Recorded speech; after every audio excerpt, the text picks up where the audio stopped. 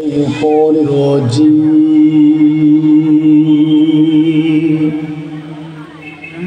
أذكركم واشكروا لي ولا تكفرون يا أيها الذين آمنوا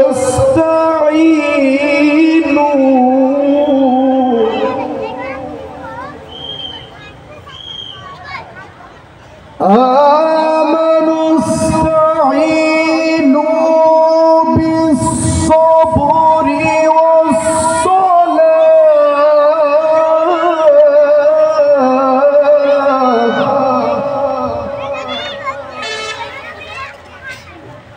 إن الله مع الصابرين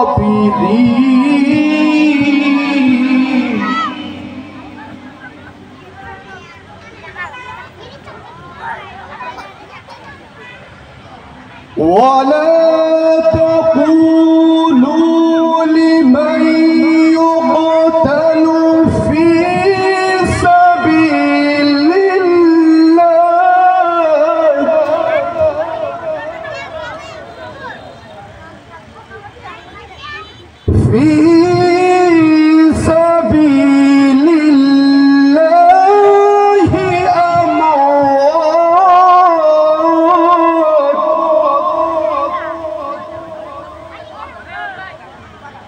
بل أحياء ولكن لا تشعرون بل أحياء ولكن لا تشعرون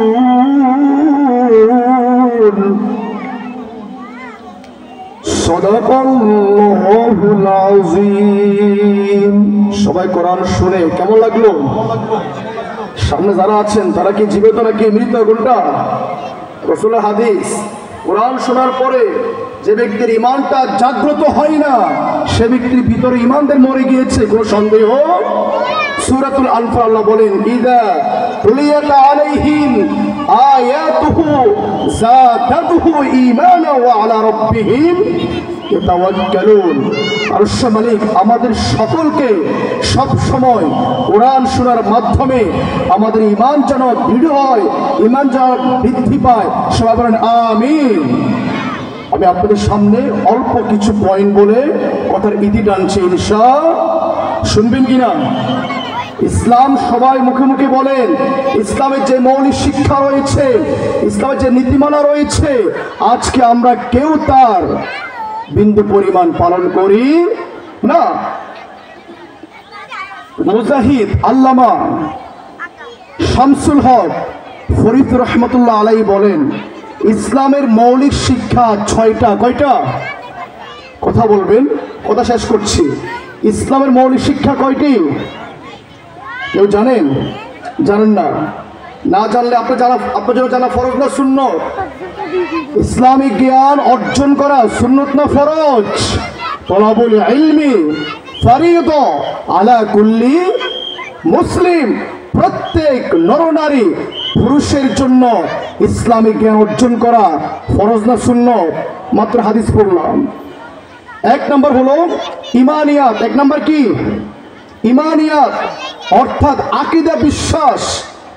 ইসলামের মৌলিক শিক্ষা, যে ব্যক্তির ঈমান নড়বড় দুর্বল, ওই ব্যক্তির সামনে কোনো অন্যায় কাজ হলে সে ব্যক্তির ঈমান জাগ্রত হয়।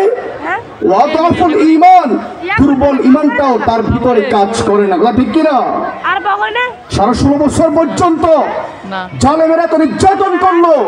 অনেক ব্যক্তি জানার পরেও, দেখার পরেও শব্দ তার মুখ দিয়ে বাইর হয় না। ঘরে বসে বসে আপনি ইসলামের আওয়াজ তুলবেন। এত সহজ ইসলামটা আপনার উত্তপ্ত বালির উপরে, রক্তের উপরে ইসলাম প্রতিষ্ঠা হয়েছে। আপনার ঠিক কিনা? 1 নম্বর ইমানিয়াত আপনার শিক্ষা লাগবে।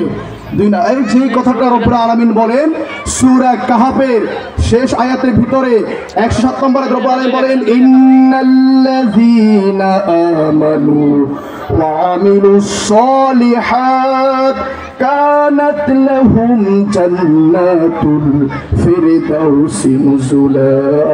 নিশ্চয় যে ব্যক্তির ঈমান দৃঢ় হওয়ার পরে নেক কাজ করবে ওই ব্যক্তির জন্য কোন জান্নাত? কোন জান্নাত? জান্নাতুল ফিরদাউস। ঈমান যদি দুর্বল হয়, আমল যদি দুর্বল হয়, সে ব্যক্তি জান্নাত কোন স্তরে হবে এটি জানেন কে? দুই নাম্বার হলো কি? রুহানিয়াত। ইসলামের মৌলিক শিক্ষা দুই নাম্বার কি? রুহানিয়াত।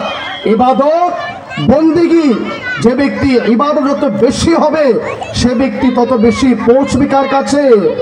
ওয়ামা খালাকুতুল জিন্না ওয়াল ইনসা ইল্লা লিয়াবুদুন। অবশ্য জিন আর ইনসান সৃষ্টি করলাম কি জন্য? আল্লাহর ইবাদত করার জন্য। তিন নম্বর আখলাকিয়াত, চরিত্র।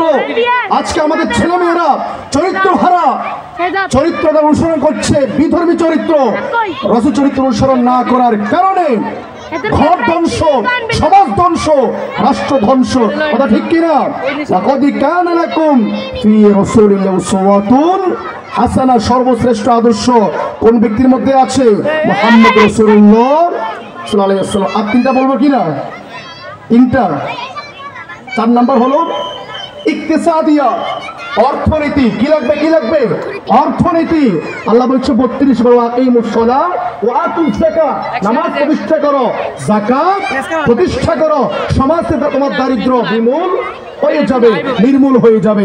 5 নাম্বার ইজতিমাইয়াত, সমাজ ব্যবস্থা।